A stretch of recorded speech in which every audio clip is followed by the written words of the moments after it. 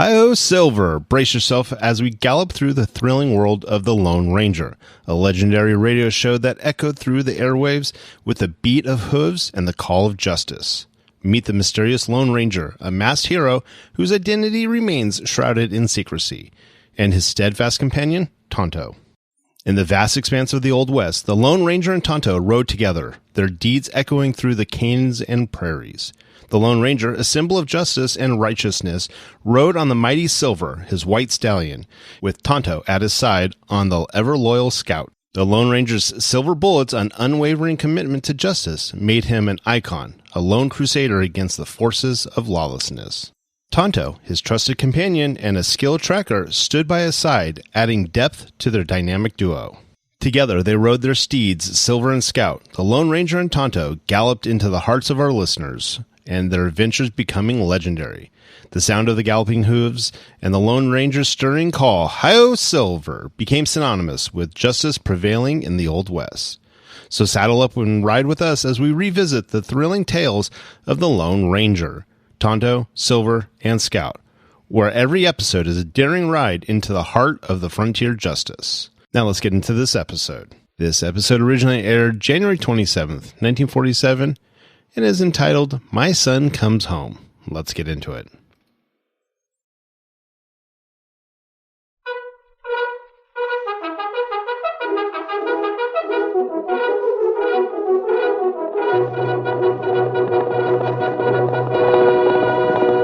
I'll Silver! Fiery horse with the speed of light, the cloud of dust, and a hearty hi-yo, Silver, the Lone Ranger.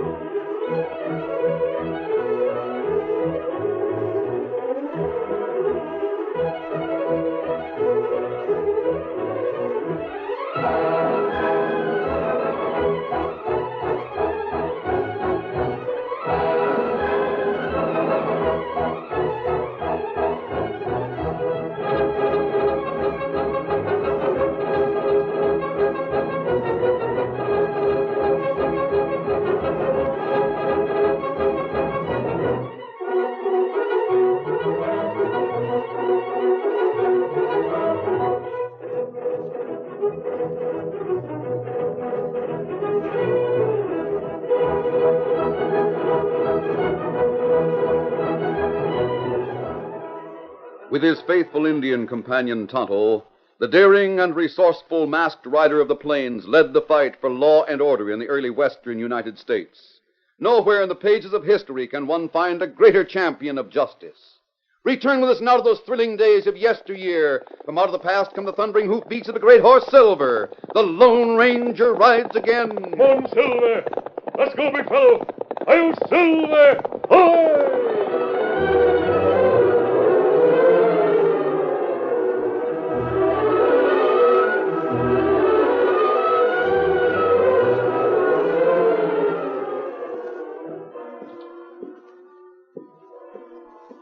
Walt Meadows, a comparatively young man, nervously walked the floor of the living room in his three-room house. From time to time, he glanced toward the bedroom with a worried expression on his face as he waited for his close friend, Dr. Ned Howe, to come out with the news. Suddenly, Walt stopped as he heard a plaintive, muffled wail. Oh, it's over. Thank heaven it's over.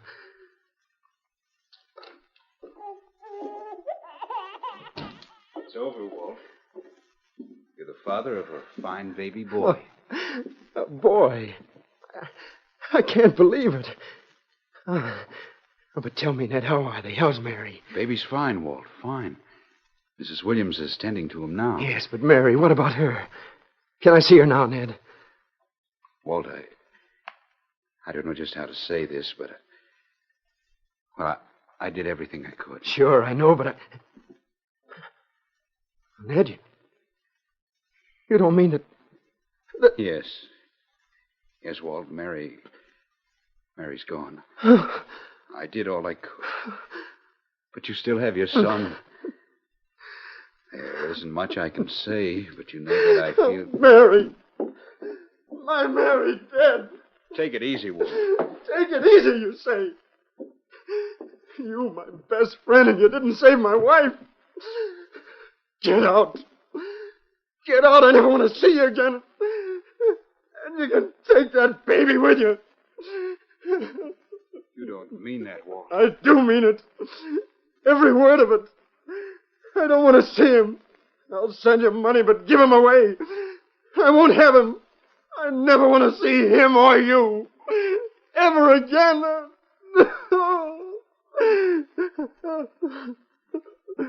Oh, Mary. My Mary.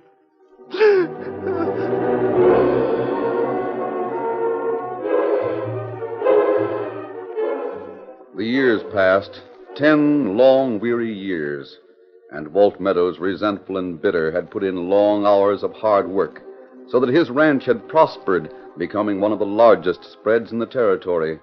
He lived alone with a housekeeper and ran his place with an iron hand, and never once had he inquired or had any word about either his son or his former close friend, Dr. Howe. One day, Walt Meadows and his foreman, Bandy, ground-hitched their horses and walked to a split-rail fence which enclosed a large field. They stood leaning on the fence and observing a prize bull which grazed in the field. Bandy, that bull's sure a beauty. But mean as they come. That's right, Mr. Meadows. Boys have to be mighty careful in handling that critter. He's the devil come to life when he gets going. Yeah, I'm sure lucky to get him, though. Cost me a pretty penny, too. Yeah, I know. I don't mind saying I'm glad to have a fence between me and him. Yeah, guess I can't rightly blame you for feeling that way, Bandy. I don't hanker to come face to face with that critter myself. No, he's just about the biggest... Hey, look. Over there. What's the matter? I don't see anything. Somebody's gotten into that field. They're riding over this way, see? Down to the left. See, you're right, Bandy. If that bull sees him, he'll be The after bull him. sees him, boss. Look at the way he's acting. Go back! Get out of that field! Boss, look, it's a kid.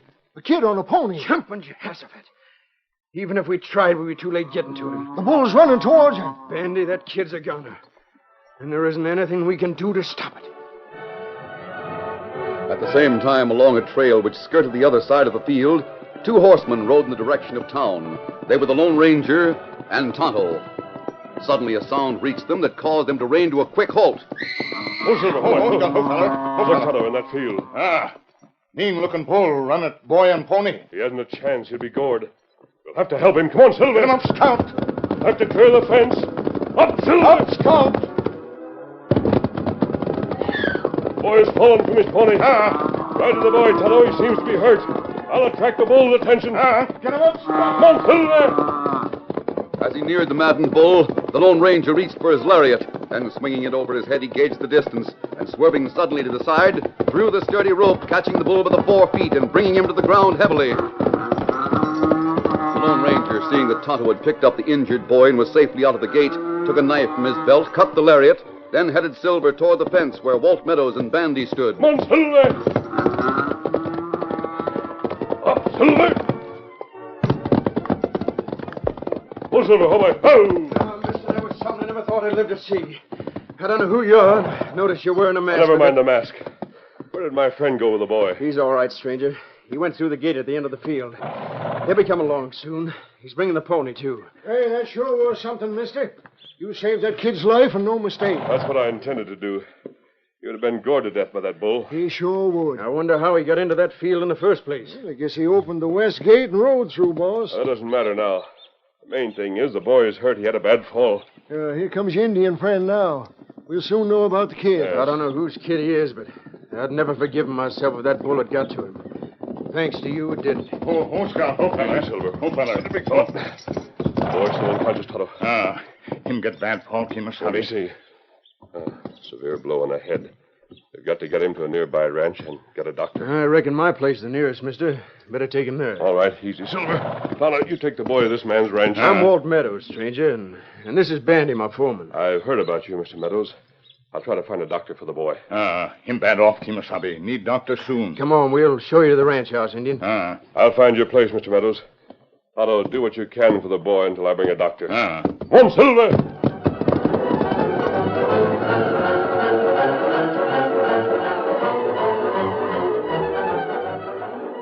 The Lone Ranger covered the 8 miles to town in record time. Then, since the late afternoon sun was still shining brightly, he stopped on the edge of town, and taking a small kit from his saddlebag, he removed his mask and donned a disguise. Then he rode on until he drew rein before the home of the town's only doctor. Come on, Silver. Come on, easy. Steady, big fellow.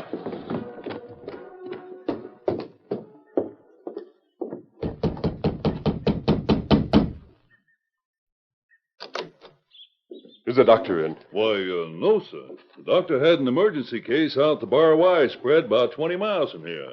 He won't be back, probably till morning. Well, this is an emergency case, too. Do you know of another doctor? Well, now, let me see. Seems to me there's a very good doctor over at Pineville. Pineville? Well, that's quite a distance from here. That's right. Pineville's about 20 miles east of here, mister. But if you can get there, they say Dr. Ned Howe's a fine doctor. Dr. Ned Howe? That's right. He's been a-practicing in Pineville nigh on to 10 years now.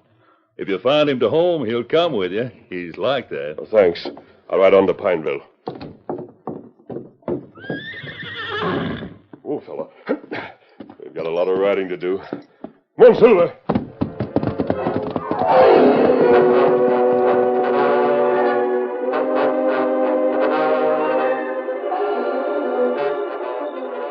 Darkness had fallen before the Lone Ranger reached the town of Pineville.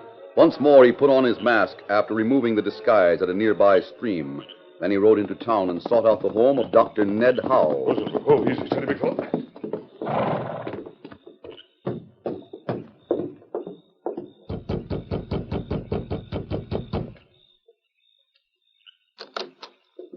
Dr. Howe. That's right. Your mask. Why do you I'll come... explain the mask later, Doctor. I come to ask you to ride with me, a long ride, to save a young boy's life. But if you're an outlaw, how do I know Believe that... me, I'm not an outlaw. The boy I mentioned will die unless he gets medical attention. Too much time has elapsed now. Will you come, Doctor? Where is the boy you mentioned? He's at the Walt Meadows Ranch, unconscious. Did you say the Walt Meadows Ranch? That's right. You must have heard of it. Yes. Yes, I've heard of it, all right. And you'll come? Stranger, if I as much as set foot on the Walt Meadows Ranch, I'd be shot on sight. I don't understand. I haven't time to explain. Walt Meadows hates me and has forbidden me ever to set foot on his ranch. And you're afraid? No, I'm not afraid. Then but... come with me. I'll guarantee that Mr. Meadows will allow you to attend to the boy. In that case, he would have to have changed a lot. You've got to come, Doctor. A life is at stake. I'd try to get another doctor, but you're the only one available. Remember, that boy may die if you don't come with me. All right, stranger. I'll go with you regardless of the outcome. I knew you would. Hurry, Doctor. There's no time to lose.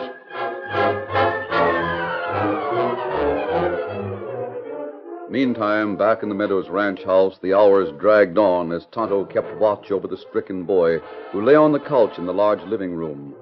Walt Meadows sat across the room and watched as Tonto, with tender hand, changed the cold cloth that he constantly kept on the forehead of the injured child. You know, Indian, I've been watching the way you tend to that boy. You sure have a way about doing it. Boy, plenty sick. Him have lot fever. Need plenty cold claws. It's funny it takes your masked friend so long to get here with the doctor. Him get doctor someplace. Maybe him not find doctor in town. I guess that's the size of it. And what do you think? The kid last out till it does get here? Me not know. Look, he make lips move. Mother Williams, where are you? I want Mother Williams. He's delirious. He's calling for somebody. Sounds like Mother Williams. Oh. Hi, boss. How's the little boy doing? He's bad off, Bandy. Bad off. I wish that masked man would get here with the doc. Poor little Button. Wonder who he is. I wish we knew so as we get in touch with his kinfolks. He's sure a nice-looking kid. I'd sure like to have a little boy like that. Wouldn't you, boss? No. No, I wouldn't. I got no time to give to raising kids. You better get back to the bunkhouse, Bandy. Give the ranch hands their orders for tomorrow. All right, boss. I sure hope the doc gets here soon. I'd hate to see anything happen to that kid. Good night. Good night. My head. Mother Williams. I want Mother Williams. There now. You'll be all right, son. Soon she comes. Tarnation, take it. I don't see why that friend of yours don't get here. Yeah, Let him come now.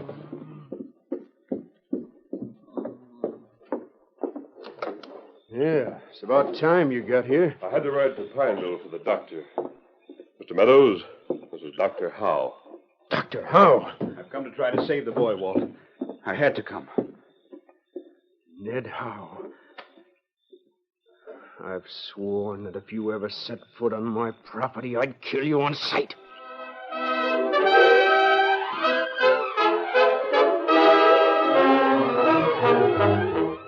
The curtain falls on the first act of our Lone Ranger story. Before the next exciting scenes, please permit us to pause for just a few moments.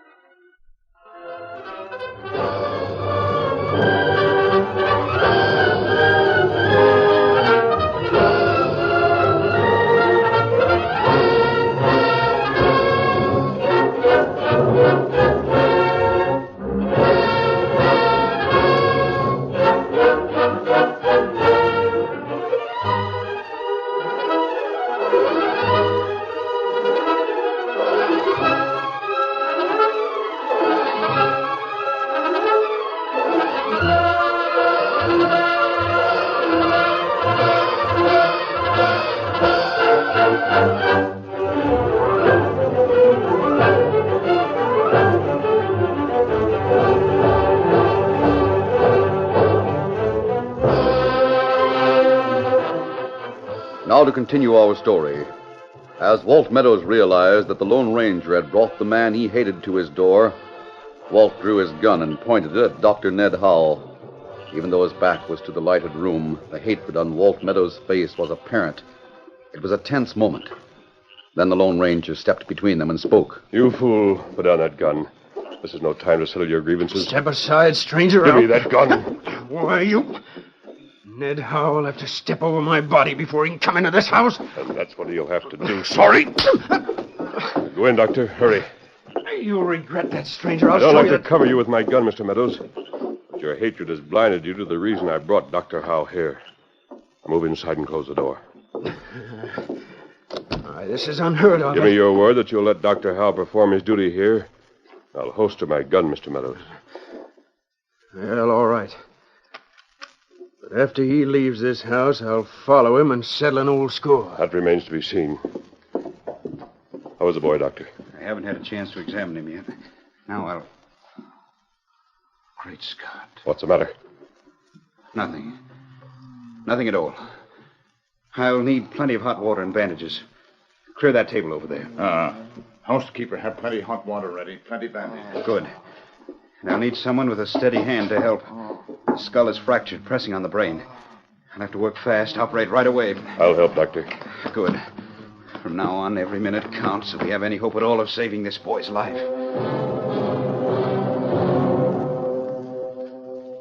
Working with deft, quick movements, Dr. Hall, assisted by the Lone Ranger, performed a necessary but delicate operation that meant life or death to the little boy on the table. Suture. Suture, Doctor. Scalpel again, quickly. Scalpel. Sponge. Sponge. Suture. Suture. For some time, working as a team, The doctor and the Lone Ranger went on unhesitatingly. Finally, Dr. Howell raised his eyes and spoke. That's it. We finished. And the boy? Thanks to your help, stranger, he'll live. But he'll need proper and constant care. You should have studied medicine, sir. Thank you, Doctor. I congratulate you upon your skill. I doubt if any other man could have saved that boy's life. I appreciate that, sir. I'll give the boy an opiate. Then if there's someone who can watch over him through the night... Tonto will stay with him. Me watch him. Hold on there, Hal. Take it easy, Meadows. Don't worry. I'm not raising a ruckus. Not right now, anyhow. But if you're thinking of paying more visits to that boy there, you're mistaken. But he'll need attention in the morning. I'm letting you leave tonight because I'm soft-hearted over the fact that you did save the kid's life. If you show up here again, I'll keep my vow to gun you down. Just a minute, Meadows. This operation was only the first step. That boy will need expert attention for some days to come. Go find another doctor. But I'm telling you, Howe isn't coming back onto my property. If the boy could be moved, we'd take him elsewhere tonight. But he can't be moved for several days. I mean what I say regardless. I'm willing that the kid stay here, but I won't have you coming back, and that's final. Walt, you don't know what you're doing. I know well enough. There's no other doctor available if the boy should take a bad turn during the night. I'll find a place to stay. Regardless of Walt Meadows' threats, my duty demands that I come back if the boy needs me. I'm warning you, Ned Howe. Dr. Howe, we have a camp nearby. You can stay there with me tonight. If you're needed, Tonto will come for you. Me come. I want to talk to you, Doctor. Come on, we'll go to our camp.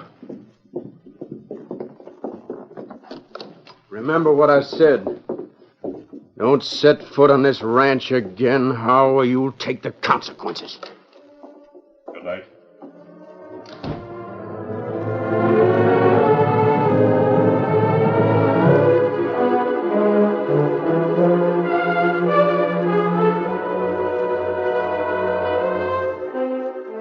Leaving Tonto to watch over the sick boy, the Lone Ranger and Dr. Howell rode to the camp which the Lone Ranger and Tonto shared in the nearby hills. Before turning in for the night, the Lone Ranger questioned Dr. Howell concerning Walt Meadows' attitude toward him, and a long discussion followed. It was very late when the two men lay down to rest. Toward morning, the Lone Ranger awakened to find Tonto reining to a halt. Kimasabi. Yes? Boy talk crazy. Him have high fever. Doctor, you come quick. You say he's had a bad turn? You come. All right, Tonto. We'll both ride back with you. And Mr. Meadows, him stay awake. Him know me come for doctor. Him get men from ranch house. Say him not let doctor come to ranch. But that boy may die without attention. We'll get our horses, Doctor. I'll see that you get to the boy. Come on.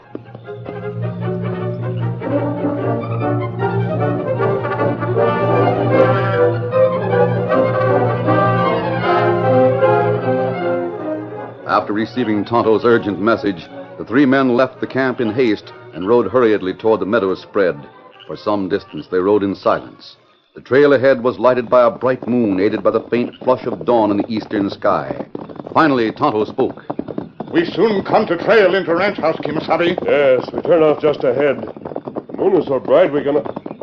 Looks like several horsemen waiting at the ranch entrance. That's right. Walt Meadows and his ranch hands. Them try to keep doctor off ranch. Straight up there, all of you. You know what's good for you? Oh, Silver. I told you, Howe, not to come back here. And I meant what I said. Walt, you have to listen to reason. That child in your ranch house needs attention. He needs it badly. My housekeeper can watch out for him till we get another doctor. You can't get another doctor for many hours, Meadows. Maybe too late, then. I'm taking that chance. But Ned Howe isn't putting foot on this ranch. This is ridiculous. I've got to get to that boy. Get up there. I warned you, Howe. Now I'll show you. I'm sorry I had to do that to bring you to your senses, Meadows. Come on, Silver. Why are you interfering? What's the reason Dr. Howe told me a story on the way to camp. He kept the truth from you for reasons of his own. Oh, Silver. Oh, Truth? What truth? Meadows. The little fellow in there is named Walter Meadows Williams. Does that mean anything to you? Walter Meadows Williams? You mean... I mean he's your own son, Meadows. Mrs. Williams in town has raised him. Now, will you allow Dr. Howe to stay here? Well, Oh, yes, Ned can stay with my boy. Oh, I guess I went loco for a spell. Oh, Ned. Ned saved my son.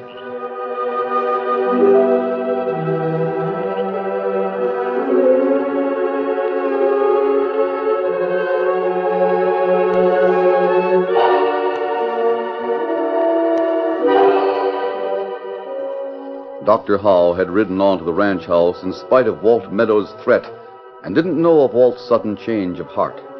By the time the others arrived, the crisis had passed, and little Walter was resting easy.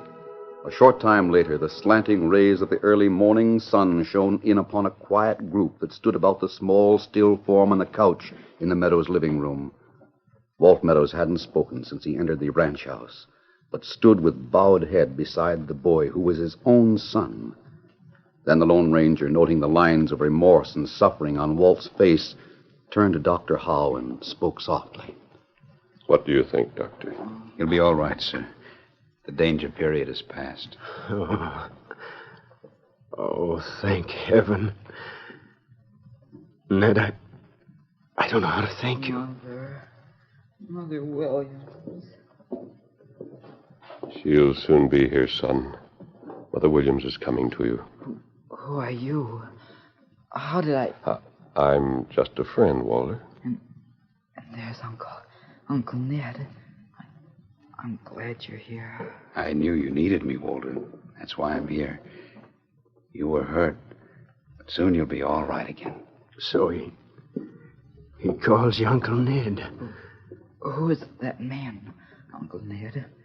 Son, I'm...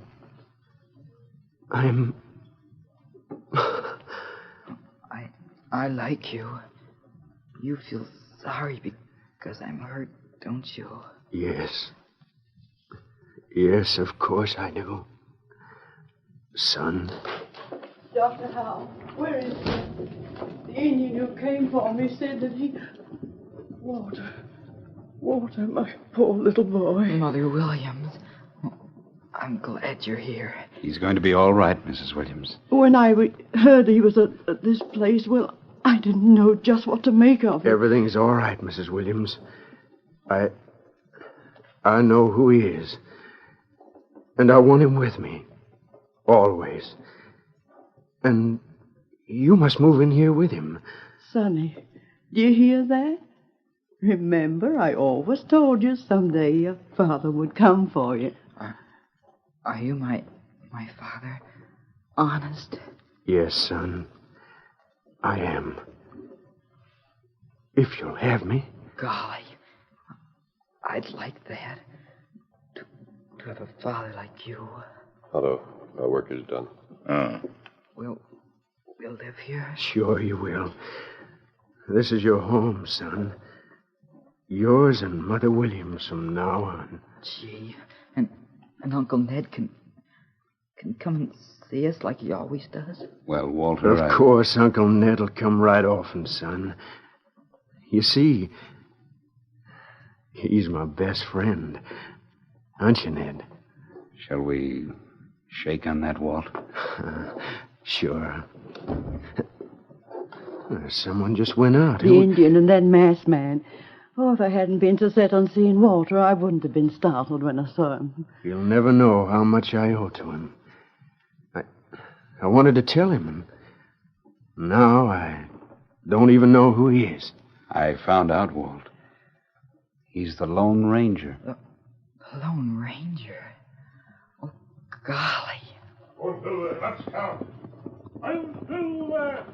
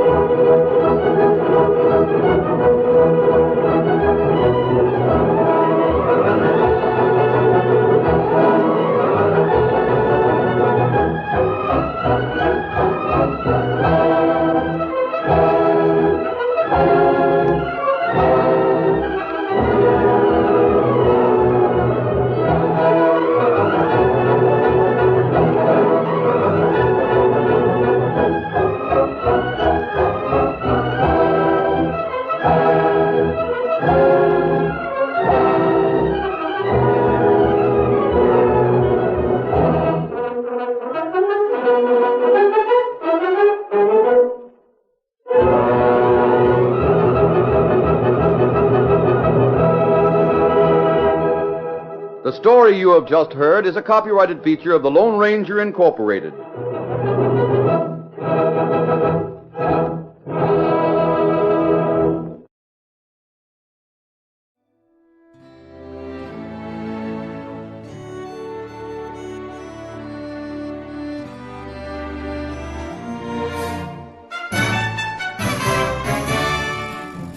This has been a presentation of OTRWesterns.com, and we hope you enjoyed.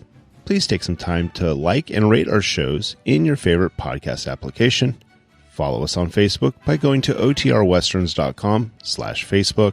Subscribe to our YouTube channel by going to OTRWesterns.com/YouTube.